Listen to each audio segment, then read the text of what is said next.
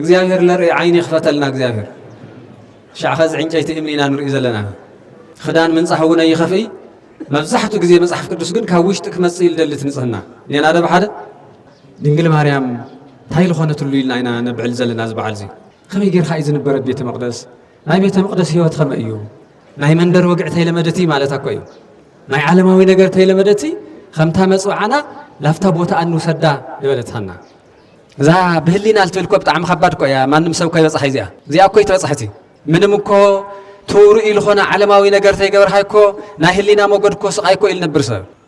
ሙጉት እኮ ኢል ነብር ሰብ ውግእ እኮ ኢል ነብር ሰብ ኣይተኣዘዘሊ እኮ ሰውነቱ እኮ ፍጹም እኮ የሸንፊ እዚኣ ግን ብህሊናኣ ድንግል ብስጋኣ ድንግል ኣብ ሓሳባ ሓጢኣት ዘይመጽእ ርኩሰት ዘይመጽእ ምንም ዓይነት ዘየለ ብፍላይ ንሕና ኣብዚ ዓዲ እዚ ዝፀናሕና ኣብዛ ቅድስቲ ዓዲ ሎሚ ሓድሽ ነገራት ዝኣተውላ ኣብዚ ዓዲ እዚ ሃይማኖት ዝፈታተኑ ዝኸፋፍሉ ሰላም ዘይህቡ ለዚ እኳ ምዕጋስ ኣዊና ይገርመኩም ልሰላም ክንድቱ ልትኻሊ ልንጓየዮ ልምክፍፋሊ ለሓጢኣት ልበደል ልንጓየዮ ለሰላም ግን ሓንቲ መዓልቲ መስዋዕት ለይገበርና እዚ ምርኣይት ንኽንተለና ኮይና ክርስቲያን ዝበሃል እኮ ናይ ክርስቶስ ኣካል ናይ ክርስቶስ ቤተሰብ ናይ ክርስቶስ ተኸታሊ ትበሃል ተሎ ተራ ነገር ዝኾነ ኩሉ ንዒቑ ዝነብር እዩ ቀንጥ ማንጥላ ኣረየ ዝነብር ዝኾነ ክርስቲያን ሎሚ ህንደይ ሰብ እዩ ትዕግስቲ ስኢኑ ተበሳጭዩ ዝጉዳእ ዘሎ ህንደይ ሰብ እዩ ልቡ ተልርአ ህንደይ ዝቆሰለ ልበሎ ትጭነቕ ዲኻ እናተባሃለ ሓኪም ዝኸርቀ ዝኾነ ጭንቂ እኒአኩም ኣቦይ ዝኾነ ጭንቂ እኒአካ ሓፍተይ እናተባሃለ ንበር መብዛሕትኡ ለጨንቕ ነገር ኣሎ እዩ እኳ ተተባሃለ እቲ ልጭንቀት ምኽንያት ትኾን ተሎ ግን እቲ በሪ ዝኾነ ዝጸላእየ ሰናያት ምቹው ዝኾነ በሪ እዩ መንፈስ ቅዱስ ክሓልፎ ዘይኽእል በሪ እዩ እቲ ነቢይ ሂቡና እኒኦ ቃላት ብጣዕሚ ከበድቲ ቃላት እዩ እዙይ ተደጊፉ ተኾይኑ እዩ እምበር ስቑ ኢሎም ኣይኣምነኒ ኢሎም ስለዝሓስቡ ኣቐዲሙ መሓላ እዮም ዝበዝሑ መዓልቲ ለይቲ ላብ ዝሙቲ ላብ መሓላይ ላብ ስርቆቲ ላብ ዓመፂ ላብ ጽልኢ ላብ ቅሚ ላብ ቅትለቲ ዘላዕል መንፈስ ድዩ እኒኦ ኣብቲ ልቢ ወይስ ዘንጹህ ልቡ ናገሊኹም መጽዋዕ ግን መሓረና ይቅርታ መሊሱ ለሓጢኣት ለቱ መጽዋዕኒ እዮም ድሓር ደሞ ትልገርም ትዕዳ ደሞ ሓደሽቲ ህፃናት ዝውለዱ እኒአው ኣብ ለይ ዕደኦም ኣነ ብዝገበርክዎ በደል እቶም ቆልዕ ብግቡእ ከይዓዊ ልዕውዮም ይስእኑ ክቡራን ምእመናን ኣቦታተይ ኩልኻቱ ኣዴታት እቲ ዘመን ክብድ ዝበለ እሞ ምስቱ ክብደቱ ልመጣጠን ሓሳብ ንሕሰብ እንታይ ይሰኣኖ እግዚኣብሔር ከዝለጨንቑና ብዙሓት እዮም እዚ ጭንቀትና ኩሉ ጻሪሩ መራሕትና እውን ኣስተኻኺሉ መራሕትና ንመኽሮም እምበር ንጸልኦ ሰብ የለ ስልቻ ልበሃል ናብ ቤተክርስትያን ባህሪ የለ ንወቕሶም ግን ምውቕቓስ ግን ይከኣል እዩ ምምኽኻር ግን ይከኣል እዩ ስለዚ እንታይ ክብል ደልየ ወግዒ በዚሑ ዓድና ወግዒ ጥራሕ ኮይኑ ብወግዒ ዝስተኻኸል እውን የለ እንደይ ኩሉ ወግዐኛ እዩ ኩሉ እውን ካብ ርእሱ ኣውፅኡ ሰላም ንምንታይ ለይ መፀት ኢሉ ትብሎ ዋላ ሰላም ለይብሉ ሰብማ ሰላም ላኸደት ለዋለት ትሰምዖ ተካብ ሰብ ልሰኣንኹምዎ ፍትሒ ቅፅበት ዝኾነ ኣምላኽ መድሃንያለም ሓደ ተኣምር ክሰርሕ እዩ ደስ ይበልኹም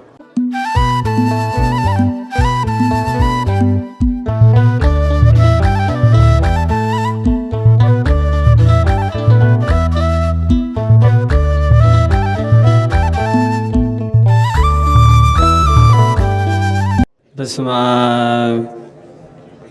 ወወልድ ወመንፈስ ቅዱስ አሐዱ አምላክ እታ ልዕልቲ ኩሉ ግዜ ኣብ ህሊናና ሓሳብና ካብ ኣንስቲ ኩለን ቅድስቲ ብሩኽቲ ኢልና ነኽብራ ሎሚ ኣብ 3 ዓመታ ላብ ቤተ መቕደስ ለኣተወትሉ እዩ እሞ ትሳ ላብ ቤተ መቕደስ ለኣተወትሉ እተኣታትዋ ኣነባብራ ከመይ እዩ ኢና ክንመሃር ቤተ መቕደስ ኩሉ እዩ ዝኣትዎ ኩሉ እዩ ዝመላለሶ ነገር ግን ድሕዝትኡ ግን ከመይ ጌርካ እዩ ዝኽወን ከመይ ጌርካ እዩ ዝእቶ ከመይ እዩ ዝንበር ዝብል ግን እሱ ኢና ክንመሃር ማለት እዩ ለዚ ኣብ መዝሙር 22 ቁሪ 8 ኣከባቢ ዘሎ ኢና ናይ ትምህርቲ ርእስና መከታተሊ ዝኾነና ማለት እዩ ወመኑ ይቀውም ውስተ መካነ መቅደሱ እዚኣ ለኩሉ ሰብ ጥያቄ ዝቐረበት ቃል እያ ኣብቲ ናይ እግዚአብሔር ቤተ መቅደስ መን ደው ይብል ኣብቲ ናይ እግዚአብሔር ቤተ መቅደስ መን ይደው ዝብል ዝግብኦ ድብል ቃል እዩ ዝነገረና እቲ ነቢይ እግዚአብሔር ዳዊት ክልተ ዓበይቲ ጸጋታት ዝተዋሃበ ሰብ እዩ ሓደ ናይ ምሕደራ ጸጋ ናይ መንግስትነት መሪሕነት ትኾን እቲ ካልኣይ ደግሞ ሃፍተ ትንቢት ኣብቲ እሱ ዝነበረላ ዝተወሰነት ዘመን ኮይኑ ልቅድሚኡ ዝነበረ ዘመናት ልድሕሪኡ ዝኾነ ዘመናት ናይ ትንቢት ጸጋ ዝተዓደለ ሰብ እዩ ካብቶም ብዙሓት ንግግሩ ኣብ ትንቢቱ ብመዝሙር ብምስጋና ብዝተፈላለየ መልእኽቲ ዘለዎ من يونا እግዚአብሔር ቤተ መቅደስ ደው ዝብል ትብል ተስተውዕል የቅዱሳን ምእመናን ንከታተልስቲ من يو ቤተ እግዚአብሔር ደው ዝብል ኣብ ቤተ መቅደሱ ዝብል ቃል ይዝነግረና እዚ ከም ለለት ርእሲ ትምህርትና ኮይኑ ካው ቀጽልና ክንውለ ዝግባ ካፍተም መጻጻና ካፍተ ዘለና ኹነታት ሁሉ ክንከታተል ምእንቲ ሰሎሞን ተባለ ወድ ዳዊት ኣብ መጽሐፈ መክብብ ምዕራፍ 5 ተናገረ ቃል ኣሎ ሁሉና እውን ክነስተውዕለ ዝግባና ማለት እዩ እገሪከ ሰውት ሃውር ውስተ ቤተ እግዚአብሔር ላምና እግዚአብሔር ገዛብል ተኸደሉ ጊዜ እግሪ ልብኻይ እግሪ አካልኻይ ሓሉ ተጠንቀቕ ዝብል ቃል ኣሎ አመዝገርም ቃል እዩ ወቅረብ ለሰሚዓ ትምህርቶሙ ለጠቢባን ለቶሙ ናይ እግዚአብሔር ቃል ዘምህሩ ናይ እግዚአብሔር መልእኽት ዘመሓላልፉ ቃሎም ክትሰምዕ ቅረብ ይብል ቀሪኹም ደም ይመናን በሐሳብና እውን ንቅረብ በህሊናና እውን ንቅረብ ይግዝ ቅረብ ትብል ተሎ ምስ ህሊናኻ ተኾይኑ ይምበር መብዛሕትኡ ግዜ ምሳኻ ኮይኑ ለይሰምዓካ ሰው ብዙሕ እዩ ልሙድ እዩ ሳኻ ደው ኢሉ ኣብ ቀረበኻ ኣለሃሎ ልትልትውለ ቃል ግን ዘይሰምዕ ግን ብዙሕ እዩ ካው የድሕነና እግዚአብሔር አምላኽ እቱ ልሙድ ወግዕ ንግደፎ ጎዲእና እዩ ዝወግዕ ሰው ኢሉ ጎድና ወግዕ ቤተ እግዚአብሔር መጺና እቱ ናይ መንደር ወግዕ እዚውና ጎድእና ይመጺና አበየን ይኹ ታየ ክብል ዝግበን ሊብል ረሲዕና ኢና ዘለና ስለዚ ታይበለ ሰሎሞን ላብ እግዚአብሔር ገዛ ኣብ ተኸደሉ ሰዓት እግርኻ ሓሉ ተጠንቀቕ ኣይትባክን የማን ጸጋም ኣይትበል ደውል ትውለ ቦታ ተኾይን መሪጽኻ ሓደ ደወል ህሊናኻ እውን እክብ ኣቢልኻ ስብስብ ኣብል ወቅረብ ለሰሚዓ ትምህርቶሙ ለጠቢባን ለቶም ናይ ጠቢባን ዝበሃሉ ናይ እግዚአብሔር ሰባት እዮም በቅድስና ዝነብሩ እዮም ብዙሕ ግዜ ዝቃል ዝወሃቦም ለባማት ማለት መስተውዕልቲ ማለት ጠቢባን ማለት ዝሩውን ኣብ ተግባር ዓለምና ተርኢና እውን ከምኡ ኢሎም ዝንገረሎም ሰባት ኣይነስተውዕለሎም ጽቡቕ ገዲፍና ካሊእ ለኾና እምበር ጠቢባን ዝበሃሉ ዝተፈላለዩ ዓይነት ጥበብ ዘለዎ ብሓጺን ተኸይድኻ ዘመላክዑ ብቤት ተኸይድኻ ዘመላክዑ ተፈላለየ ስራሕቲ ኩሉ ብጣዕሚ ጽቡቕ ስራሕ ዝሰርሑ እዮም ስለዚ ጥበበኛ ማለት ለባም ማለት መስተውዕሊ ማለት ለዚ ናይ ዚኣቶም ቃል ክትሰምዕ ታይ ግበር ታይ ይኹን ቅረብ ስለዚ ቅረብ እዩ ዝብል እሞ ቤተ መቅደስ ማለት ታይ ማለት እዩ ቅዱሳን ምእመናን መቅደስ ማለት እግዚአብሔር ብዙፋኑ ዝኸብረሉ ጎይታ እዩ ናይ እግዚአብሔር ክብሪ ዝግለጸሉ እዩ ቤተ መቅደስ ማለት ዝሓዝኻዮ ህውተታት ሁሉ ካብ ህሊናኻ ልቦናኻ ጀሚሩ ኣብኡ ወዲቕኻ በኺኻ ተስፋል ትረኽበሉ እዩ ክብሪ ሞገስ ትረኽበሉ እዩ ቤተ መቅደስ መስዋዕት ጸሎት ሁሉ ልኾን ስግደት ልትሰግደሉ እዩ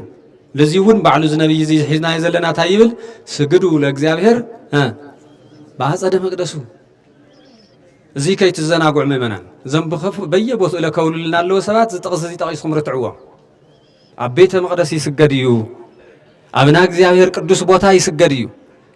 ነቢይ ኢኹም ኢሉ ዝነግረና ዘሎ ኣብ ናይ እግዚአብሔር ቤተ መቅደስ ወዲእኹም ስገዱ ተባሂሉ ልስገደው ቤተ መቅደስ ማለት ሓደ ሰጊድኻ ኣብ ቅድሚ እግዚአብሔር ተወድቀሉ እሞ ምሕረት ትረኽበሉ እዩ ሓጢኣትካ ልትናዘዘሉ እዩ ለቕረብኻዮ መስዋዕት እውን ተቐባልነት ትረኽበሉ እዩ ቤተ መቅደስ በቱ ቅዱስ ዝኾነ ህያው እግዚአብሔር ስም ዝተሰመየ እዩ ቤተ መቅደስ ማለት ፍሉይ ለአገልግሎት ለመስዋዕት ለጸሎት ጥራሕ ምንም ካሊ ዓይነት ግልጋሎት ዓለማዊ ዘይቀርቦ እግዚአብሔር ዝኸብረሉ እዩ እግዚአብሔር ልክነኽብር ህሊናና ይባርከልና ምእመናን እግዚአብሔር ዝኸብረሉ እዩ ቤተ መቅደስ መን የኡደው ዝብል ኢልናት ነብይ ግን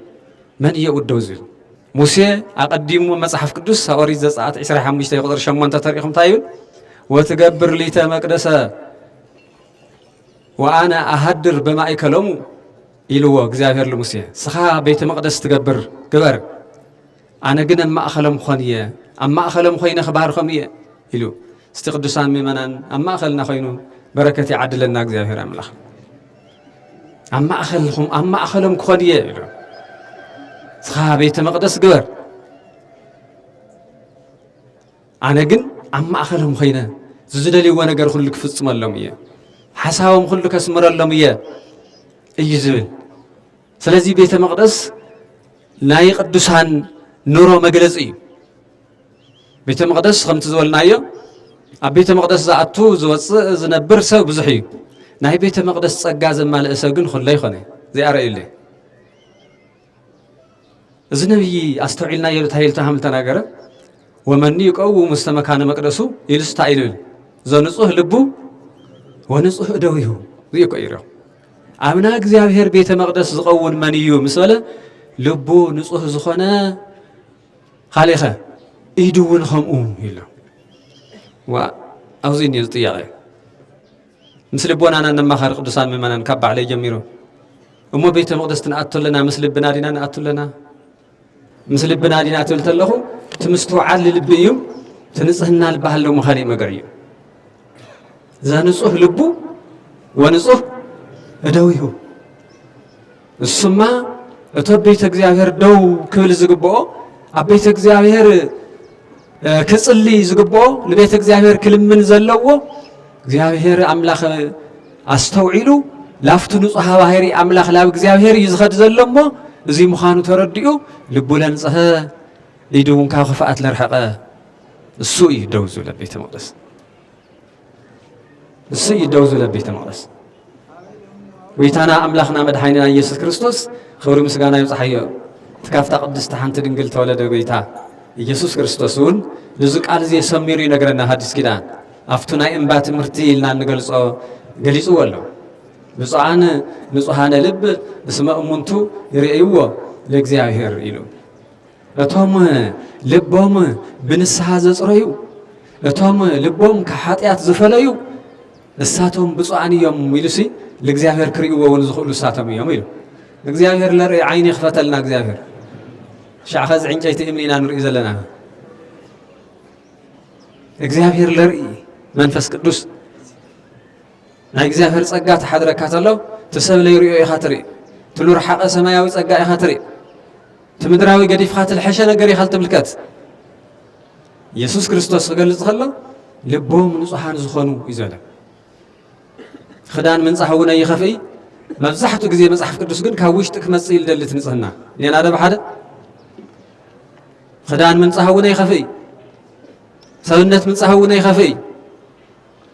ግን እዚኦም ልቱ ላዕለዋይ ነገር ልርኢ ክኾን ይኽእል እምበር እግዚአብሔር ግን ካብ ውሽጢ ምርኣይ ዝጅምር ክብሪ ይብጽሓየት ጎይታ ካበይ ዝጅምር ምርኣይ ኣብ ልቢ እዩ ዝርኢ ከመይ ዝበለ ኩታ ነይሩካ ተባሂልካ ምሕለፍ መንግስቲ ኣምላኽ ይኾን እዩ ከመይ ዝበለ ካባ ነይሩካ ተባሂሉ ረቑሓ ከማልአ ይኽእል እዩ ብኽምንታይ ዳ እዩ ና እግዚአብሔር መንግስቲ ዝርከብ ትብል ና እግዚአብሔር መንግስቲ ድማ ንጹህ ልቢ እዩ ኢሉ ዳዊት ንጹህ ልቢ ብልጠፈእትሉ ግዜ ንጹህ ልቢ ጥፊእዋ ነይሩ ብተን ትፈልጥዎን ምሁራን ካብ እግዚአብሔር ርሒቑ ተጨኒቆ ዝነበረሉ ግዜ ፍጥር ሊተ ልበ ንጹሃ ፍጥር ሊተ እግዚኦ እግዚአብሔር ኣምላኸይ ኣይመቸወኒ ታና ቀደም ልበ ይመልሰለይ ንጹህ ልቢ ሃበኒ ኢሉ ትበኪ ትጽሊ ትዝምር ንሪኦ ማለት ስለዚ ለእግዚአብሔር ንሪእዎ ልመን እዮም ኢሉ መጽሓፍ ቅዱስ ልቦም ዘንጽሁ ኣብ ቤተ መቅደስ ደው ዝብሉ ልመን እዮም ልቦም ለንጽሁ ናይ እግዚአብሔር ቃል ልሰምዑ ከልመን እዮም እግሮም ሓልዮም ህሊኖም ሓልዮም ቀጥ ኢሎም ልሰምዑ መልእኽቲ እግዚአብሔር ሒዞም ዝኸዱ ተመላሊሶም ዝመላለሱ ዘይኾነስ ከም ናይ ዕዳጋ ተመላለስቲ ዘይኾነስ ብጥንቃቐ ናብ ናይ እግዚአብሔር ገዛ መጽኦም ልግብኦም ሒዞም ዝኸዱ ትረኸብዎ ትምህርቲ ልንስሓ ልጠቕሞም ተኾይኑ እሱ ተጠቒሞም ይጥቀምሉ ልምጽዋት ልጠቅም ተኾይኑ እሱ ተጠቒሞም ይኸዱ ፈሪሃ እግዚአብሔር ጎድሎም ተኾይኑ ፈሪሃ እግዚአብሔር ልመሃረሉ እዚኦም እዮም ኢሉሎ ስለዚ ልቢ ምርኣይ ብጣዕሚ ልቢ ልበሃል ውሽጢ ኩሉ ትሰናይ ዝኾነ ነገር ካብ ህሊና ኣይልጥንሰስ ኣብ ህሊና ኣይልጅምር ትኸፍኡ እውን ከምኡ ማለት እዩ ስለዚ እግዚአብሔር ልቦም ንጹሓን ዝኾኑ ብፅዓን እዮም ኢሉ ኢየሱስ ክርስቶስ እሳቶም እዮም ለእግዚአብሔር ዝርእይዎ እሙንቲ ይሰመዩ ውሉደ እግዚአብሔር ደቂ እግዚአብሔር ዝበሃሉ እውን እሳቶም እዮም ኢሉ ንሕና ደቂ መን ትኾና ደቂ መን ኢና ክብራ ንዚ ክርስቲያን ኣቦና ንፈልጥና ደቂ መን ኢና ደቂ እግዚአብሔር ኢና ክርስቶስ ዳግም ዝወለደና ሰባት ኢና ክርስቲያን ኢና ክርስቲያን ምዃን ብባዕሉ እዚ ለኣክል እዩ ኢልካ ለይትገልጾ ፍሉይ ጸጋ እዩ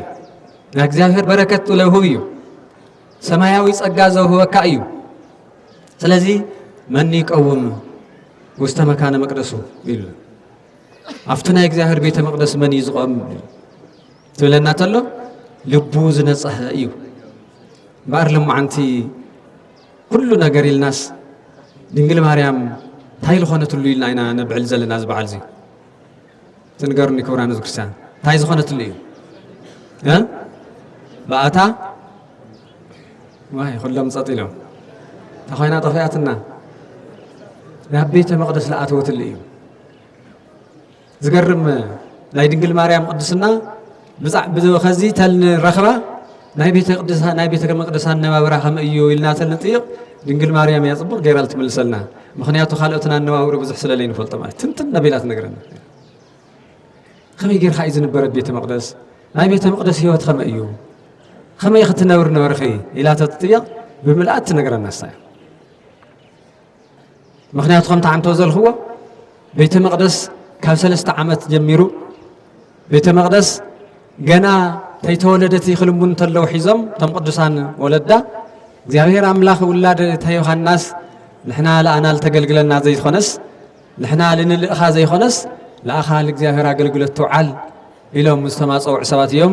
መፅውዖም ለፈፂምሎም እዩ መፅውዓኹም ይፈፅመልኹም ክብራን ክርስቲያን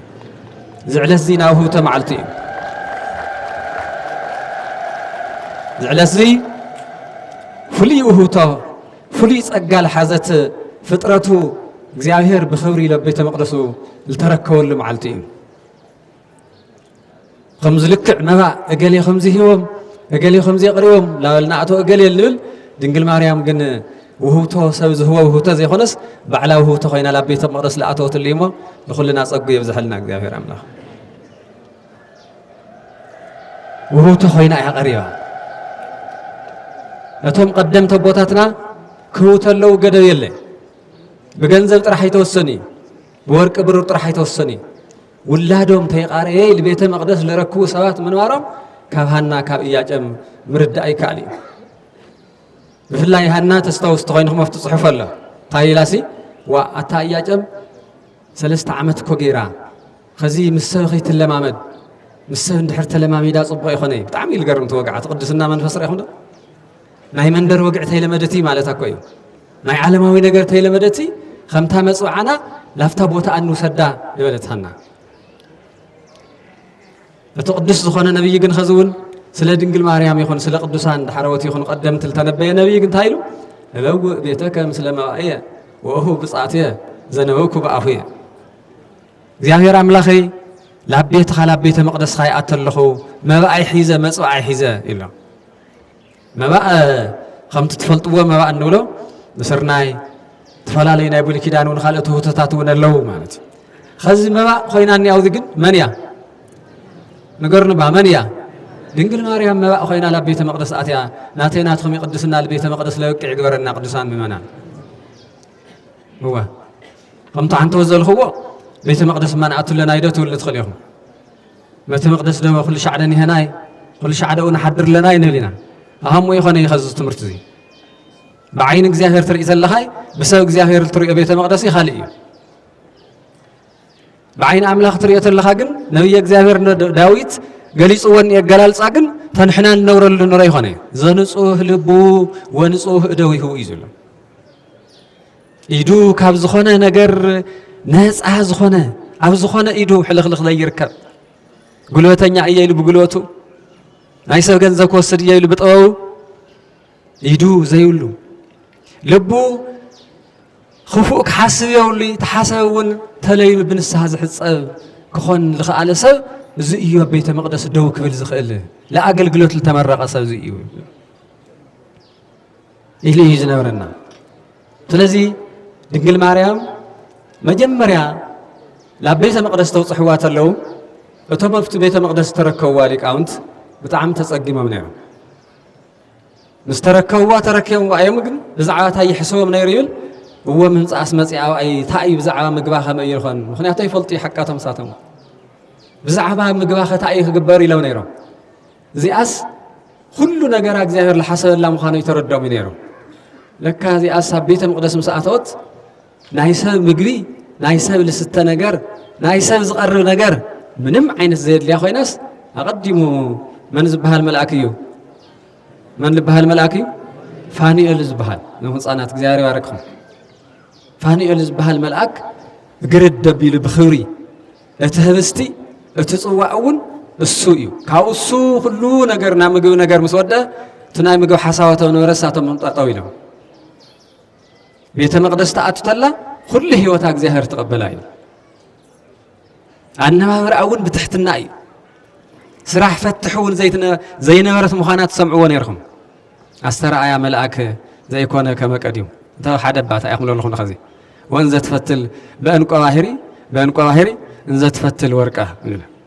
عفتو بيت المقدس خوينا سراح يتفتحي او صلوت الله او فليز بحال فتل الله اسغرامي زخون سراح بتحتنا بقدسنا تنبريا ስለዚህ እቱም ምግባን አይ መላእክት ኮይኑ ካብ ፍጥረት لمصات دي مسيلكم يوم እግዚአብሔር እዚኣ ካብ ፍጥረት ሰብ ኮይን ካል ተራእያን በይ ሰባት ለምገዋ አይትምገቢ ሰባት ለነውርዎ መንደሩን አይትነውሪ ምስ መላእክት ያትነብር ይእቲ ተአቢ እመን እንችሩየል ለዚ አበይተ መቅደስ ነይራ ባዕላ ግን ደሞ በይተ መቅደስ ያኮ ባዕላ ግን ኮ በይተ መቅደስ ያ ና ኢየሱስ ክርስቶስ ና ይወልደ እግዚአብሔር መቅደስ ኮያ ታይድና ንብል ቀደሰ ማህደረ ልዑል ኮያ ስለዚህ እሳ በቅድስና በድንግልና አበይተ መቅደስ 12 ዓመት ነይራ እትነውረል ኑሮ ግን በትክክለኛ ቦቱል ነበር ህይወት በታቤተ መቅደስ ዝንበር ቅዱሳን ዝነውርዎ ህይወት ሆይና ትነብር አዶኢና ዝነኽብር ዘለና ስለዚህ ና ቤተ መቅደስ ጣዕሚ እያ ትነውሮ ከምቱ እግዚአብሔር ዝፈቀዶ ተንጹህ ልብ ልብለስ ለአይል ገልጽ በትክክል ምክንያቱ ሁሉም ትገልጽዎ ሊቃውን ትፈልጥዎ ትርድወል ተምህሩሉ ማለት እዩ ዘንጹህ ልቦ ትበሃል ተልስ ንጽሐ ህሊና ንጽሐ ስጋል ተዓደለ መንዲ ሰኮያ ድንግል በህሊናሃ ወድንግል በስጋሃ እዛ በህሊና ልትልኮ በጣም ከባድ ኮያ ማንም ሰው ኮይ በጻሕ እዚኣ እዚኣ ኮይ ተበጻሕቲ ምንም እኮ ቱሩ ኢልኾነ ዓለማዊ ነገር ተይገበርሃይኮ ናይ ህሊና ሞገድ ኮ ስቃይ ኮ ኢል ነብር ሰብ ሙጉት ኮ ኢል ነብር ሰብ ውግእ ኮ ኢል ነብር ሰብ አይተአዘዘሊ ኮ ሰውነቱ ኮ ፍጹም ኮ የሸንፊ እዚኣ ግን በህሊና ድንግል በስጋአ ድንግል ኣብ ሓሳባ ኃጢአት ዘይመጽእ ርኩሰት ዘይመጽእ ምንም ዓይነት ዘይለ ወይምንትን ኢላ መጽሐፍ ቅዱስ አልብኪ ነውር ወሉ ወይምንትን ሊቅ ቅዱስ ያሬድ ይላል አልብኪ ነውር ወይምንትን ምንም አባኺ ርኩሰት ዝብሃል ነውር ዝብሃል ኣብ ጥቃኺ ዘይቀርብ እዩ ተባሃለት ድንግል ያ ቅድስቲ ያ ናይ በሐቂ ክስበኻ ዝግባእ ቅድስቲ تسبخ زببا ولاديت أملاك تباهيلا نصحي تباهيلا قدست تباهيلا كتسبخ زببا دنجليا زم دحر زمانات لمصلو قنا عقوام قدفوام أقدمهم رئيسهم لقتال سلازخانو لقدسان مصرافهم نور إيايتو لاي بعلو وقدموا لموتاسب تخينو لهيا وسبيو كموت زقبر خمت السوزنا ورئيز مسلا كل نقر سلازي دنجل ماريام نوري زبحال نجر يبلاي بنصحنا ياتنبر مالتي بقدسنا ياتنبر مالتي لمن تعيهم وتلتلناون سمع لنا أقدموا እግዚአብሔር አምላክ أقدموا እግዚአብሔር አምላክ እዛ ቅድስቲ እዛ ድንግል ከመይ ከምልት መልከታ ቅዱስ ኤፍሬም ተባለ ሊቅ ነጊሩና እዩ ነጸረ ኣብ ሰማይ ይሉት አይብል ወይረከበ ዘከማኪ እዚኣ እዚ ስለልኾነት ኣብ ቤተ መቅደስ ምንባር ዝግባእ እያ ኣብ ቤተ መቅደስ ምንባር ዝግባእ እያ ነገር ግን ኣብ ቤተ መቅደስ ትነብር ተላ ግን እቶም ቤተ መቅደስ ክነብሩ ዘይግቦም ሰባት ካብ ቤተ መቅደስ ትውፃእ ትብል ግን ንሰምዕ ዓለም ኩሉ ነገር ግልብጥት እዩ ለታ ኣቀዲማ ብዓይኒ ኣምላኽ ኣብ ህሊና ኣምላኽ በቅድስና ተመረፀት ኮይና ኣለሃለወት አይሁድ ዘመና ደጋዊ ቤተ መቅደስ ዝኾኑ ኣብቲ ህሊና ኣምላኽ ኣብቲ ትክክለኛ ቤተ መቅደስ ኢለ ይነብር ግን ካብ ቤተ መቅደስና ትውፀልና እዚኣ ዓባይ ጓል ኮይና እያ ከመይ ኮይና ትነብርላ እያ ደጊም ፀኒሳ እውን ኒሃ ኢሎም ካብ ቤተ መቅደስ ከባርዋ ትመኽሩ ንሰምዕ ንበዓል ገዛስ ለይምልከቶ ሰብ ከውፀተሉ ዓይነት ይልቆፀር እዚ ኔና ደ ብሓደ ንበዓል ገዛ ለቲ በዓል ልምልከቶ ኣካል لتبع البيت زي ملكتون عاوز الله مالت مخنياتو تبيت مقدس لنبر نصهنا مساينيو تدنقلناون مساينيو تبع أملاخ التمرز تصقاون مساي زلو اتخل عينت لتبيت مقدس كمال إزخل صقا سايان اللوا زي خوين الله الله جن خوم زي عينت فتنا في مجرشاون تقطما نري مالت ነገር ግን ወመን ይቀውም መስተመካነ መቅደሱ ተባል ተለግን ለትዕለ እዚ ትርኢተ ተላግን አቤተ መቅደስ ክትነብር ትخልማ ድንግል ማርያም ያይልኩም ዕልል ወለ ቅዱሳን ምእመናን ሳያት ነበር ቤተ መቅደስ ዝግባ ቤተ መቅደስ ልክታአቲ ዓመታት ግዜታት ተይወሰዳይ ገና መጀመሪያ ዓድሚኣ ኣብ 3 ዓመት ጀሚራ ለቤተ መቅደስ ተኮክባ መስዋዕት ኮይና ዝቀረበት ድንግል ምንትዚ ለው ቤተከ ምስለ መባኤ ወይታ እግዚአብሔር መባእና ድሕስቶና መጽዋዕና ሒዝና ላብ ገዛኻና አቶለና ኢሎም መባእ መረኪዮም ሃና እያጨም ልገዛኦም ተመሊሶም መጽዋዕኦም ሰሚርሎም እግዚአብሔር ታጓል ደሞታ ብሩኽት ጓል ላብ ቤተ መቅደስ ወጽሐም ዋገዛኦም ተመሊሶም ኢሎም እዚ ይለረዳልና ላብ ቤተ መቅደስ ለአቲ ውላደ ይኽለና እግዚአብሔር አምላኽ ምዚኣ ኸነወዳድረሉ ንኽእል እኳ የለይ ግን ከምቲ ንብሩ ከምቲ ልሙድ ኣብ ቤተ መቅደስ መጽኡ ዘገልግል እግዚአብሔር በተዓቅሙ እግዚአብሔር ሃለዋት አምላኽ ዝፈልጥ የድሊ ማለት ስለዚህ ሃና እያጨም እዛ በመጽዓል ወለድዋ ዘመናት ለአክል ተጸበየም ወለድዋ ለእግዚአብሔር ረከዮም የም ተመሊሰው ንሕና ግን ለሙይ ንእሽተይ ነገር ምርካባዊና ንእሽተይ ነገር ምግዳፋዊና ብንእሽተይ ነገር ምስ ዓለም ንታገለለና ተኸግደፍ ዝግብኦ ኃጢአት ትክድርበ ዝግብኦ ቂም በቀል ትክድርበ ዝግብኦ ክሕደት ጥርጥር እቲ ዓለም ዘናግዕ ዘሎ ብፍላይ ንሕና ኣብዚ ዓዲ ዝፀናሕና ኣብዛ ቅድስቲ ዓዲ ለሙይ ሓድሽ ነገራት ለኣተው ላብዛ ዓዲ ለዚ ሃይማኖት ልፈታተኑ ዝኸፋፍሉ ሰላም ዘይህቡ ለዚ እኳ ምዕጋስ ኣዊና ይገርመኩም ሰላም ለኹሉ እያ ልትደሊ ትብል ተላ ሰላም ኩሉ ሰብ ኢለ ደልያ ትንብል ተለና ለሰላም ክንድቱ ልትኻልኢ ልንጓየዮ لمكففالي لحطياتي لبدلي لنقايا لسلام جن حنت معلت مسوعيت لي جبرنا انتس بصلت انتس بتلقبر السرار حتات بملؤ زي زرع نقول مريم ناجزاهر يا تبهلت الله كل من أيون ناجزاهر أكله اللي نعاسب نتاخله أبيت مقدس بك على أتوا خينا لما أتوا خينا ميلم كدمرت خينا ما هي درسات هندزي جنزه هندزي طواف هندزي شمعة أتوا غيرنا يمزلوا عاوزينا قدمها بيت مقدس تريت لنا جن نقول مريم بعلا ما أخوينا أتوا زخونة اليموناتين أتهم هو تستخدم يقول لنا جزاهر أملاك نعم جزاهر حقة أتوا تنخن وجه زبهال أتوا زبهال وصائي خزي كبيت جزاهر وصائي كنخن يقولنا يقدسان ممنن كامنا جزاهر محرت كن رحق يقبلنا كافتهم بيت مقدس كنورز قبهم حنتي بأرأي النت بقدسنا زمرحتنا دنقل مريم ياتنلتنا بصعان اللي ينبروا واستبيتك ولا عالم سيبوك بصان يوم تمفت بيت خازنورو بالتفل عليه تقاز اللو من الجزاهر خبر زهو لو علمون زخورو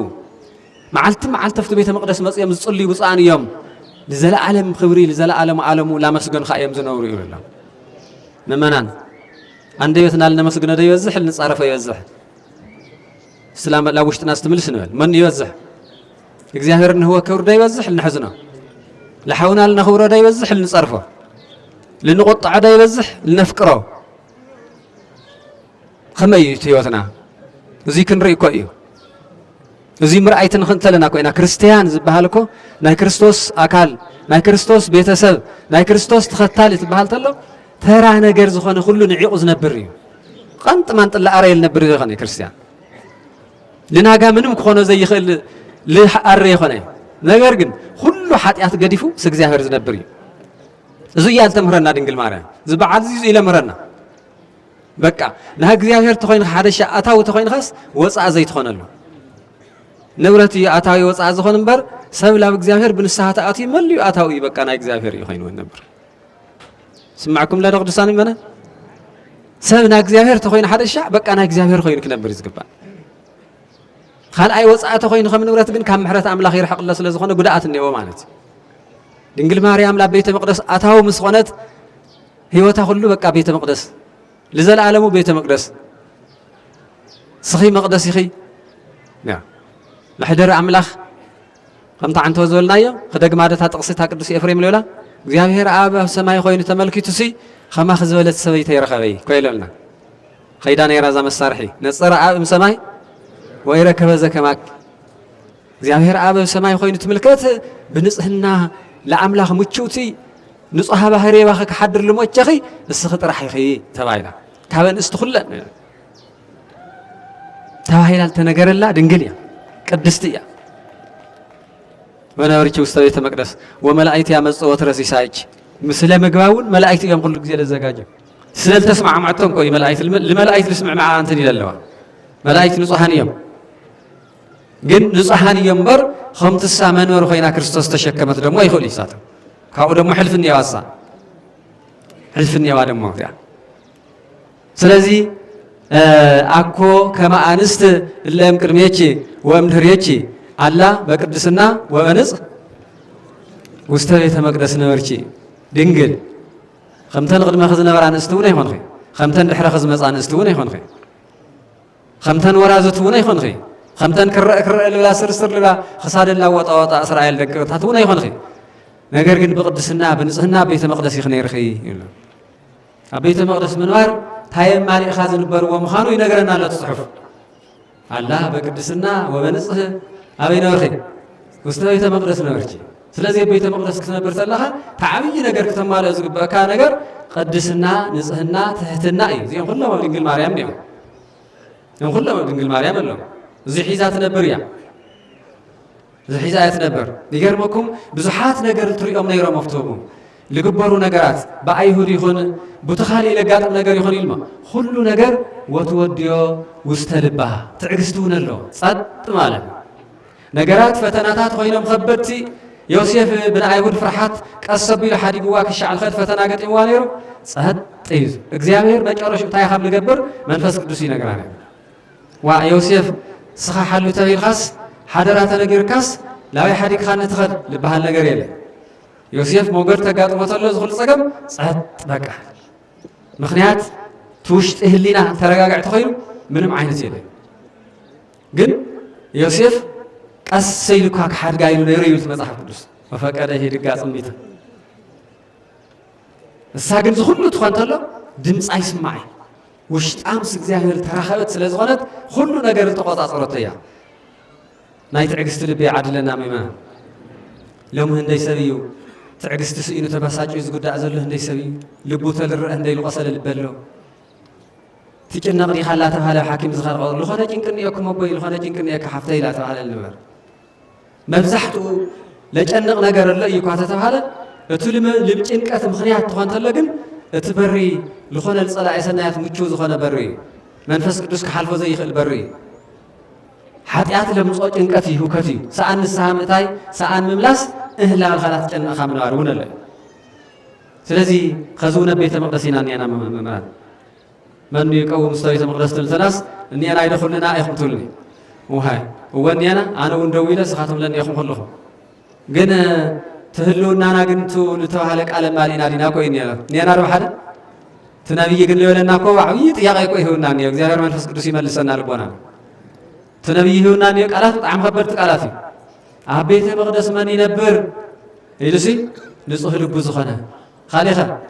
ንጹህ ኢዱ ዝኾነ ወዘኢነስአ ከንቶ በላዕለ ነፍሱ ወዘኢመሃለ በጉህነት ለቢጹ በቃ ከንቱ ዝኾነ ነገር ኣብ ህሊኡ ዘየለ ለሓው ብጉህለት ክፉእ ክገብር ለሃለዎ ፅቡቕ ከም ዝገብሮም ሲሉ ዝምሕል ሰብ ኣሎ ካብ መሓላ ይድሕንኹም ምእመናን ኢታልምዶ መሃላ ለኣፉከ ይብል ሓደ ሊቅ ሲራክ ይመስል ለኣፍኻሲ መሓላ ይትልምዶ ትቆርምየኒ ትበጥሰኒ ላውን ልዑል ሰባት እኒአው ወየ ብሓቂ ስለለ ይናገሩማ ብመሓላ እዮም ለደግፍዎ ንግግሮም ኩሉ እዙይ ተደጊፉ ተኮይኑ እዩ እምበር ስቑ ኢሎም ኣይኣምነኒ ኢሎም ስለዝሓስቡ ኣቐዲሙ መሓላ እዮም ዘብዝሑ ወዘኢመሃለ በጉህለት ለቢጹ ለሓው ብጉህሉት ማለት ብሓቂ ብዘይኮነ መንገዲ ለይመሓለ ወዘኢነስአ ከንቶ በላዕለ ነፍሱ ኣብ ልዕሊ ሰውነቱ ከንቱ ዝኾነ ነገር ዘይተቐበለ ከንቱ ዝኾነ ነገር ዘይተቐበለ ትበሃል ተሎ ምናልባት ኣብኡ ተሓዊሱ ውዳሴ ከንቱ እውን ክለዓል ይኽእል ካሊእ እውን ከንቱ ዝበሃል ንኣኻ ለይጠቕመካ ግን ከምኡ ነገር ጌርካ ትቕበሎ ነገር ኣሎ ካብኡ የድሕነና ቅዱሳን ምእመናን ለይጠቕመካ ኣለሃለወስ ከንቱ ልስሙ እኳ ከንቱ ከዚ ሰብ ክተኽብሮ ተኮይንካ ናይ ማን ክተኽብረን እየካ ካብ ብለ ይኹን ክተኽብሮ ግን كتحصر يقبعي قد سقطه دحش بلا يخون كابل بخالي إلا نقر تقورا نقر እግዚአብሔር يقبره إذا نبي يزيلو الله سلازي وقفت بيت مقدس سنينا يلو الله مثل لبونانا دينا نينا لبونانا قد من الخور عليو سيطان بخفاءات معالتي ليتي لاب زموتي لاب محلاي لاب سرقتي لاب عمزي لاب صدقي لاب قمي لاب قتلتي زلع علم منفس دين يفتلبي ويس زنصح لبو بنصحنا أيزنيو لمالتي لفر لا ينقر حصار سلازي بيت مقدس مالت قن بنصحنا زنبريو لمالتي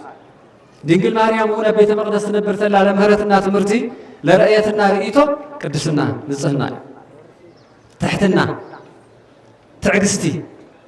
نقرات كلهم فتنات تمطو وتوديو وستلبا كل نقر ولبا حيزاتو تنبر نيرا لا أملاكات نقرو نيرا تسألي نيرا بزم خنيات زي قال وليدنا يلوم لحسو وسبات لبيت مقدس يوناس خمس وعيت خون لنا خمس ولدنا وزعدنا كو تقراي بحاليكو نم تقارب بوتاتنا لك عونتكو مؤمنان كلهم مالتين با لتمرت بيت الخون ودي حدا بالعصر الزاهر لتمرت تلهو كوي بحال ليرو لم يغار الذين يمدهم كوي بحالي لبيت مقدس كوسا يولناي كلهم طرح المحرس لا خونس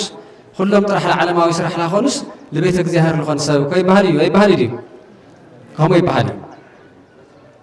هم يبحالي سلازي دينجل مريم قال احنا لبيت المقدس يلم لحسواس زقرب نجر تاساتهم الولد وقالس املاخ تولد خوينا مس ملائكه تنبر خوينا ابيت المقدس تنبر خوينا كافت ز حسوا بلا الخير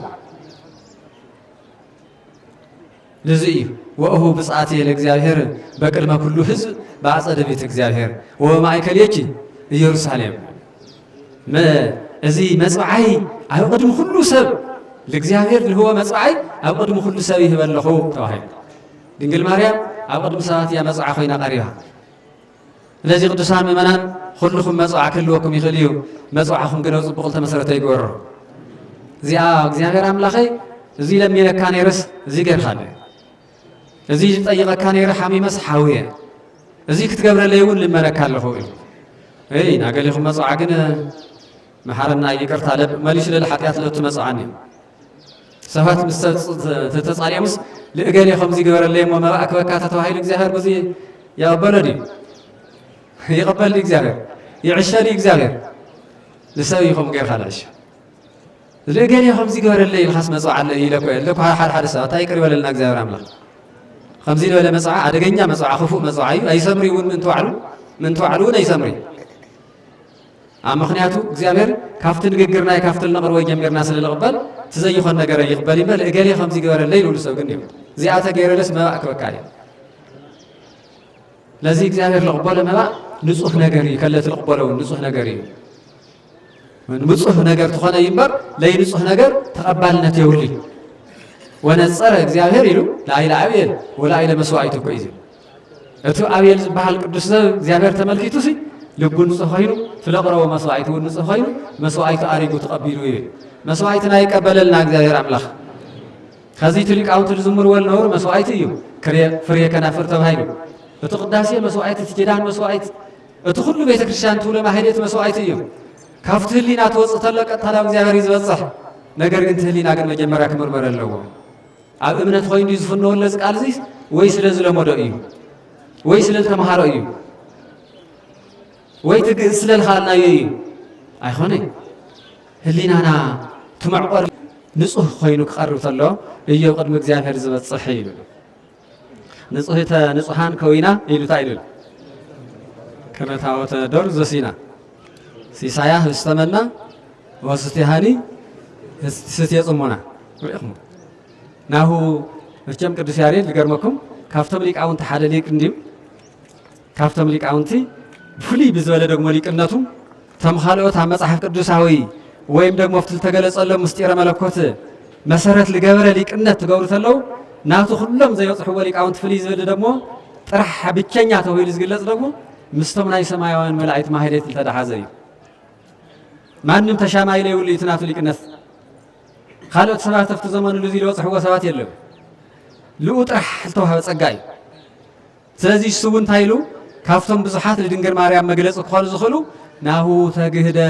ልዕልናሃ ለወለተሃና እኒሆ እታጓልሃና እታብ መጽባዓል ተወለደት እታብ 3 ዓመታት ቤተ መቅደስ ለአተወት ክሻዓኸ ዝጓል ምዃና አይልረአ ነይሩ ሎሚ ግን ፍሉይ ክብሪ ሰማያዊ አምላኽ ልትወልድ ምዃና ክብራ ተገሊጹ ኢሉ ገሊጹ ክብራ ተገሊጹ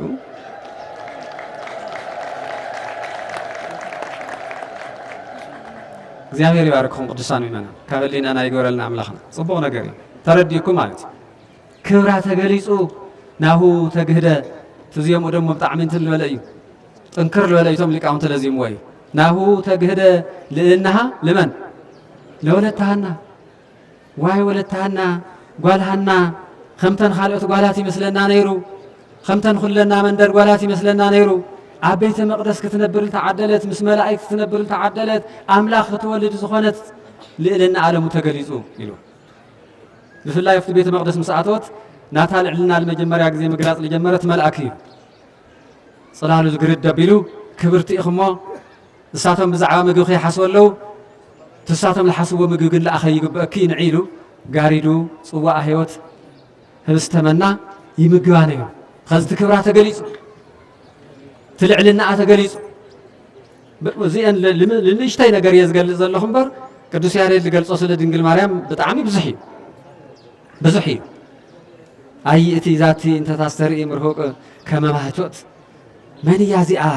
ብርሑቕ ብርሃን ኮይና ትረአላ ተቢላ ተነገረት ብርሃን ትወልድ ብርሃን ኢየሱስ ክርስቶስ ዝትገርም ሰብ ትዝፈጠራ ዝፈጣሪያ ታይልበ ኢና ንብላ ፍጥርቱ እያ እግዚአብሔር ዝፈጠራ እያ ግን ደሞ ዝፈጣሪያ ዘወለደት ሓንቲ ቅድስቲ ኣብ ምንም ዓለም ለይፍለጥ ዝገርም እሱ እውን ድንግል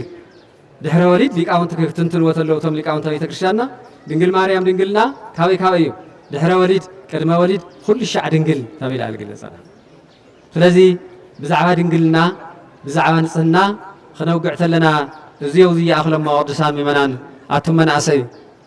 ክሻዕተ ሓዳር ትወፅሕላ ኸታ ድንግልና ኸመይ እያ እቲ ግደፎ በዓል ዓቕሚ ንግደፎ ሞት ድንግልና እዚ ፍልይ ዝበለ ተኣምር ፍልይ ናይ እግዚኣብሔር ክብሪ በዓልና ሂብናዮ እሞ እቶን ሕና ንነብሮ ሎሚ ድንግልና ስለልተሰኣነ ንእሽተይ ክሻዓል ትምርዖ ትዕግስቲ ስለልተሰኣነ ዘጋጥም ዘሎ ሕማም ይርደአና ደሎ ይሰምዕለና ዶ ብፍላይ ከም ሓድሽ ይነግሩና ኣለዉ ከዘሙና ጥዕና ሰባት እዚ መከረኛ ሕማም ቃደም በቦታትና ብሊቃውንትና ኣብ ኢድ ቁፅፅር እቲና የነበርና ሕማም ሎሚ ከም ሓድሽ ምክንያቱ ንጽህና ስለ ዘየለ መስተ ስለ ዝበዝሐ ኣብ ንኸድኻዮ ዋዕዋዕ ስለ ዝበዝሐ ከም ሓዊ ይባላ ዓሎት ሕማም ይበሃል ኣሎ ቀሳፍ ሕማም ካብ ቀሳፍ ሕማም ንምድሓን እንታይ መድሓኒቱ ሓደ ምስታ ልሓዝኻያ ምንባር ካልኣይ ክሻዕላ ኣኻል ትኾን ትረክብ ብንጽህና ምንባር ዚአን እየን ካብዚአን ካሊእ ነድዩ ንገሩኒ ካሊእ ኸታይ እኒኦ እሞዚኣት ክንኽእል ኣለና ደ መናእሰይ ኣብዚ የለኽን ደቅና ምክንያቱ ተዓዊልና እንደሊና ቤተ ክርስቲያን ደቃ ክትተቃዓውዩ ታጓል ኒኣኸዚ ናጋዶ ትኾን ትመንእሰይ ኒኦ ናጋቦ ክኾን ተኾይኑ እዚ ዕድመና ትክሻገር ተኾይኑ ላቦነት ዝበሃል ክትሻገር ተኾይኑ ሎሚ ካብቱ ዝኸፍአ ነገር ምርሓቕ የድልየና እዩ ሎሚ ካብ ርኩሰት ንልሓቕ ብፍላይ ዓድና ትጸገምና እዩ ብዙሕ እምበር ትስንፍናና ለብዙሕ እዩ ጋብል ገርመኩም ትጸገሙ ናይ የምህረና እዩ ብዙሕ ጠቕላላ ምንም ኣይምህረና ሎሚ ለዓብድ ሰብ እንደይ ኒኦም ፀታ ዓለም ድግስ ደጊሱ ዋዕዋዕ ልብል እንደይ ኒኦ ሰለስተ መዓልቲ ባንዲ ዝሰኣኑ ሰባት ዘለዉ ምዃኑ ዝረስዐ ኣብ መንደሩ ክንደይ መከራ ዝጠመዩ ሰባት ምዃኖም ላረስዐ ኣብታ ገዝኡ ግን ክንደይ ዕብዳን ክንደይ ስኽራን ክንደይ ነገር ኒኦ ኣብየት ጎይታ እግዚአብሔር እዙይ ከይኾን ለሙነ ደቅና ልትብለኩም ቤተ ክርስቲያን ናጋ ከይትስእነኩም ካብዙ ልበሃለ ትምህርቲ ካብቱ ልመጽእ ለመከራ ንርሓቕ ስሙ ምጽዋዕ የድልየ ኢለኮ እየ ትፈልጥዎ ኮ ኢኹም ኣውደ ምህረት ኮ የድልየኩም እዩ ቀሳፊ ሕማም ትበሃል ተሎ ለይፈልጥ ሰብ ነድዩ የለይ ኩሉ መድሓኒት ኣብ ኢድና ትህሊ ኩሉ መድሓኒት ግን ካብ ኢድና ውፂና እዩ ርዲለይ ቋንቋ ትግርኛ ተረዲና ዶ ኩሉ መድሓኒት ኣብ ኢድና ኣለሃለወስ ኩሉ መድሓኒት ግን ካብ ኢድና ውፂና እዩ እንታይ ማለት እዩ ኩሉ ጸጋ እግዚአብሔር ብንጽህና ኮይንካ ትነብረሉ መድሓኒት እንድሕር ኢልናዮ ብሓንቲ ጸኒዕካ ትነብረሉ መድሓኒት ኢልናዮ እዚ ካብ ህሊናና ውፂና ላፍቲ ክንሪኦ ለይኮን ክንሓድር ሕማሚ መከራይ ስቃይ ምፂና ድሓር ደሞ ትልገርም ትዕዳ ደሞ ሓደሽቲ ህፃናት ዝውለዱ እኒአው ኣብ ለይ ዕደኦም ኣነ ብዝገበርክዎ በደል እቶም ቆልዕ ብግቡእ ከይዓዊ ልዕውዮም ይስእኑ ይወድቑ ይሓሙ መከራ ይወፅሖም ተሓላፍነተይ ዘንጊዐ መን ይዕውዮም እዞም ህፃናት እዚኦም ግን ደሞ በኻሊእ ከዓቕምካ ብላዕሊ ሕማምካ ወፂካ ከይኾን ደሞ ባዕልካ ብልተምፅኦ ገል ታዕታዕ ገል ጠምጠምጠም ክትብል ክተምሺ ክትሰቲ ለምፃኻ ፀገም ብንፅህና ምስኣን ልመፅእ ፀገም ብዙይ እንደይ ገዛ ድዩ ዓንዩ ዋይ ላረሳዕናዮ እኮ እዩ ምእመናን እንደይ ገዛ እኮ ዓንዩ እዩ እንደይ ህፃናት እኮ መከራ ገጢሞም ላብዛ ዓለም እዚ ኣምፂናዮም ኣብ ዘይፈልጥዎ ህፃናት ኣምፂና መዕበይ ዘይብሎም ገዲፎሞም ዝኸዱ ወለዲ እኮ ብዙሓት እዮም ኸዚ እውን እሱ ይድገምሎሞ ጥንቅቕናል ነስተውዕል ፈሪሃ እግዚኣብሔር ይሃልወና ሃይማኖትና ንሓሊ ሓደራኹም ናብ መጨረሻ ከጠቓላ ዝደሊ ክቡራን ምእመናን ኣቦታተይ ኩልኻቱ ኣዴታት እቲ ዘመን ክብድ ዝበለ እዩ እሞ ምስቱ ክብደቱ ልመጣጠን ሓሳብ ንሕሰብ መብዛሕትኡ ግዜ ተብዝባና እኒኦ መከራይ ትናትና ተሓሳስባ ኣይተመጣጠነ ረእይዎ ኢኹም ኣብ ኩሉ ህይወት ሰብ ረእይዎ ገምግምዎ ኢኹም ኣብ ኩሉ ሰብ ትግምቶ ተለኻ ልዙ ዘመን እዚ ልምጥን ኣተሓሳስባ ዝሓስበ ኣይትርኢ ልዙ ልምጥን እውን ንግግር የለን ካብ ስንፍና ይወፃና ስለዚ ናትና ፈተና ዝዓዲ ብህንደይ ኢልካ ኣይ ቁፅር ክቁፀር በነመብራ ኣብ መሪሕነት ዘለና ሰባት ኣብቲ ህዝቢ ኣብ ኩሉ ዓይነት ዘሎ ፈተና እዚ ሕማም ከም ዘሎ ትምፍንቓል ከም ዘሎ ትጥምየት ክሻዕ ኸዚ ከም ዘሎ ኸዚ እውን ተሓድሽ ሕማም ደግሞ ብቱል መፀና ጦርነት ለምፅኦ ሓደ ጎይ ኩሉ እቲ ሕማም እሱ እዩ ርኩስ መንፈስ 2013 ኣብዚ ዓዲ እዚ ዝገጠመና ዝወደቐና መብረቕ ክፉእ እሱ ለምፅኦ በሰላ ክሻዕ ኸዚ ለይ ሓዋይ ቆስሊ ዘለና ህዝቢ ኢና ኣብ ልዕሊ እዚ እውን ናብ ውሽጥና ሕመቕ እውን ላወሰኸ ዝኸደሉ እውን እዮ ለዚ ኩሉ እግዚኣብሔር ኣምላኽ ክረድአና ልቦናና ብንፅህና ተሓፂብና ለእግዚኣብሔር ንጠይቐሞ ቅፅበት ከምዚ ሓደ ሓደ ግዜ ትፈልጡ ዶ ምእመናን ዝናም ክዘንሚ ለይሊ ካልእ ተሓስወስ ከቢድ ፀሓይ ሃሩር ትፀንሕ እሞ ብናይ እግዚኣብሔር ጥበብስ ካብዚ መፀ ዘይበሃል ዝኾነ እቲ ደመና ምፅኢላስ እቲ ደረቐ መሬት እንታይ ይኾን ብዝናም ይርሕስ እንታይ ይሰኣኖ እግዚኣብሔር ከዝለጨንቆና ብዙሓት እዮም እዚ ጭንቀትና ኩሉ ፃሪሩ መራሕትና እውን ኣስተኻኺሉ መራሕትና ንመኽሮም እምበር ንፀልኦ ሰብ የለ ፅልቻ ዝበሃል ናብ ቤተክርስትያን ባህሪ የለ ንወቕሶም ግን ምውቕቓስ ግን ይከኣል እዩ ምምኽኻር ግን ይከኣል እዩ ስለዚ እቶም ኣብዛ ምድሪ ዘለዉ መራሕትና እውን እኮ መብዛሕትና ከም ንሪኦ ንወቅስ እምበር እኮ ዝፅሊ ሰብ እኮ የለ ቅርቢ ኢሉ ለስተኻኸል እውን ውሕድ እዩ ምፍራድ ዳኣ እሞ መዓዝ ለስተኻኸል ኮይኑ ተሓደ ንተሓደ ፈሪዱ መዓዝ ነገራት ዝስተኻኸል ኮይኑ እቶም መራሕትና እውን ካብ ኩሉ ብላዕሊ ካብዚ ይኾኑ እዚ ፈጠሩ እዚ እኮ ገበሩ ካብ ክንብል ወይ ቅርቢ ኢልካ ኣብ ኦፍቲ መዓዲ ዕድል ተገጢሙካ ትኽክለኛ ሓሳብካ ምግላፅ ወይ ከዓ ድምፂ ዘይብሉ ለኣቶም ለይሰምዕዎ ነቲ ሕያው ዝኾነ ኣምላኽ ብፀሎት ሓቀኛ ዝኾነ ፀሎት ፀሊኻ ነገራት ክስተኻኸል ከም ዝግብኦ ምእማን እዩ ስለዚ እንታይ ክብል ደልየ ወግዒ በዚሑ ዓድና ወግዒ ጥራሕ ኮይኑ ብወግዒ ዝስተኻኸል እውን የለ እንደይ ኩሉ ወግዐኛ እዩ ኩሉ እውን ካብ ርእሱ ኣውፅኡ ሰላም ንምንታይ ለይ መፀት ኢሉ ትብሎ ዋላ እቲ ሰላም ለይብሉ ሰብማ ሰላም ላኸደት ለዋለት ትሰምዖ ግን ውሽጡ እኮ ሰላም የብሉ እሞ መንዳእይ እንድሕር ኩሉ ሰላም እንደሎ ኮይኑማ መንዳእይ ልሕምስ ኣለ ህዚ ዓዲ ኢልካ ተበልካስ ይገርመካ ታይማ ኩሉ ኣብቲ ሚድያ ልወፀ ሰላም ውሎ ኣበይ ደሎ ህዝቢ ድኣይ ሰላም ለይደሊ እቲ ምእመን ተረእኻዮ ለፍቲ ሚድያ ይርከብ ኣሎ እተን ኣዴታትና ለፍቲ ሚድያ ይርከብ ኣለዋ እቶም ኣቦታትና እውን ኣብቲ ሚድያ ይርከቡ እቶም ቀሳውስቲ ኣብቲ ሚድያ ይርከቡ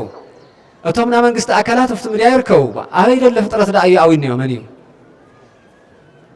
ካሊእ ትርፊ ዝኾነ ፍጥረት እኒአና ድዩ ለይረአ ምሳና ለይሕወስ ልገርም እዩ ብጣዕሚ ተሓስቦ ተለኻ ብጣዕሚ እዩ ዝገርመካ እታ ሰላም እትበሃልሲ ብቃል ላኾነት እያ እምበር ኣብ ልቢ ለይ ኣተወተ ኮይና እምበር ሰላም ዳኣ እሞ መን እዩ ሰላም ኢሉ ለይትብሎ ትብሎ መን እዩ ሰላም ለይዝመረው ዝኸዚ ግዜ ኣበይ ከባቢ እዩ ሰላም ለይንገረላ ምድያ ግን ኸ ከምቲ ዓንተወ ነቢይ ኢሉ ነገረና ኣይ ኣብ ቤተ መቕደስ ደው ምባል ዘይኮነ ዝነገረኩም ኣለኹ ኢሉና ዳዊት ደው ምባልኹም ኣይኮነ ኢሉ ታማ ንብለለናስ ኣይ ንፁህ ልቢ ሒዝካ እየ ዝብለኹ እምበር ደው ዝበለ ኩሉ ማ ይጥቀመሉ ኢሉ ኢልና እቲ ነቢይ ኸዚ ለሰላም ዝበለ ኩሉ ይጥቀመሉ ናይ ብሓቂ ሰላም ዝኾነ ሰብ እዩ ውሉድ ሰላም ዝኾነ እዩ መፅሓፍ ቅዱስ ከምኡ እዩ ዝብል ውሉድ ሰላም ዝኾነ ናይ ክርስቶስ ኣማኒ ዝኾነ ነገራት ኩሉ ይቕየርሉ እዮ እሞ ኣብ ጭንቀት ዘለኹም ምእመናን ደቅና ካብ ሰብ ዝሰኣምኹም ፍትሒ ብዙሓት ልትበኺዩ እኒአኹም ልትጭነቑ እኒአኹም ልትጠምዩ እውን ብዙሓት ልተገፍዑ እውን ብዙሕ ለሓዘና ክሻዕ ኸ ዝቁስለን ዝቆሰላ በቢ ሆስፒታል ዝወደቓ ኣዴታትና እውን ብዙሓት ኣይዞኹም ተካብ ሰብ ልሰኣንኹም ፍትሒ ቅፅበት ዝኾነ ኣምላኽ መድሃንያለም ሓደ ተኣምር ክሰርሕ እዩ ደስ ይበልኹም በቃ ምንም ተኣምር መጽሐፍ ቅዱስ ተናጊሩ ልምካሕ ሰብሲ ብሰበይ ይመካሕ ብኽንዲ ሰበይ ይመካሕ እገሌ እኒህነ ይበል እግዚአብሔር እኒህነ ይበል ልምካሕ ተኾነ ብመን ኢሉ ቅዱስ ጳውሎስ ብእግዚአብሔር ኣነ ተስፋ እዩ ዝብል ዘለኹ ኣብ እግዚአብሔር ተስፋ ለወደቐ ስለለይ ተረፍ እየ ዝነግረኩም ዘለኹ ክልቲአን ከይንስእነን أوز عالم زي لكن توفتي لكن تكين خان لا أملاخنا جن نصقع خين الطراطر خمسهم تطراطرتي خاطر معلتي سويل صحيل صدقهم أملكوت እግዚአብሔር فريها እግዚአብሔር زي ولهم هم كيتخونوا قدسان من حاضرهم ولدهم تجارو أمنتيهم እንዲያምሉ ዓለም አመንት ኮይኖም ካስ ለኻልኦት እምነት ለተረፈ ሰባት እዮም ወለቶም አይተመለሰን እምበር ለዝኹል ክርስቲያን የዝውለለ ሁሉ ደው ይኹን ሰማያኑ ማእኸል ዓዱ ክርስትና ካውዚ ተቀድሑ ዝኸዳ እዩ ክርስትና ካውዚ ተቀድሑ ዝኸዳ እዩ ሓቂ ካውዚ ተቀድሑ ዝኸዳ እዩ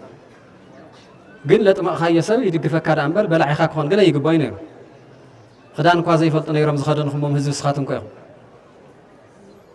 ሃለዋት ኣምላኽ ዘርአኻዮ ህዝቢ እዚ ኮ እዩ ግን ውለቱ ደዚ ይኾን ነይሩ بحق ولته زهز بزي زيدي كون نيرو بعلخا خادين خا بعلخا طمي خا بعلخا رئي خا بعلخا هيمانة الليل خا كل نجار لما رخا يهزي مدفئ خا كون يدباي جن خوينيو تخوانا لجن يلكم له فكاو سبات كاو غربيت يكون كاو بوليتيكانياتات يكون لسانهم وصقا كام من تصبيوا يزلزلهم كام من تصبيوا كاو እግዚአብሔር تصبيوا ምክንያቱ ቅዱስ መጽሐፍ ታይብል እግዚአብሔር በሐቅ አሚኑ ለጸለየ እግዚአብሔር በሐቅ አሚኑ ለአምላኹ ተጸገዐ አይሐፍሪ ሓደ መዓልት መከሩ ተቀንጢጡ ብርሃን ክርእዩ ስለዚህ ብርሃን ክርእዩ